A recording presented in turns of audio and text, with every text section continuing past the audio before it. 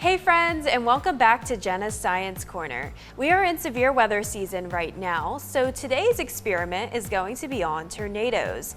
Not only will you make your own tornado, but you'll learn all about them along the way. For this experiment, you will need 2 empty 2-liter bottles, duct tape, a washer, and last but not least, food dye and glitter are not required, but highly recommended. Before we get started, let's have a quick weather lesson.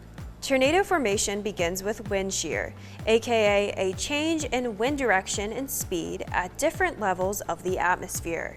This means that winds at the surface are moving in one direction and winds aloft are moving in the opposite direction. This creates horizontal rotation. In order to have thunderstorms, we need instability. One form of this is called lift.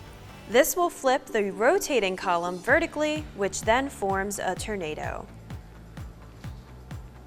Now that you know how a tornado forms, let's make our own. The first step is to take one of your 2-liter bottles and fill it 3/4 of the way with water. For step 2, go ahead and add that food dye and any glitter you want into your bottle of water and then seal it with the lid and give it a shake. For step 3, put the washer on top of the bottle that's filled with water, food dye, and glitter, and then carefully position the empty bottle on top of that washer. Next, you're going to take your duct tape and seal these 2 bottles together.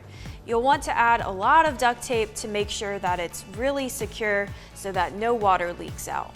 Once you completed all those steps, it's time to make our tornado. So what you're going to do is take your bottle, flip it, and give it a big, quick spin.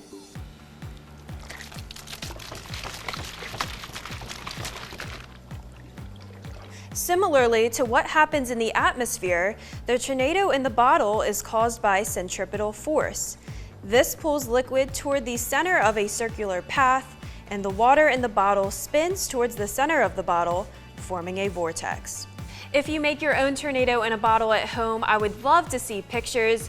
You can send those to my email or my Facebook page. And I'll see you next time at Jenna's Science Corner.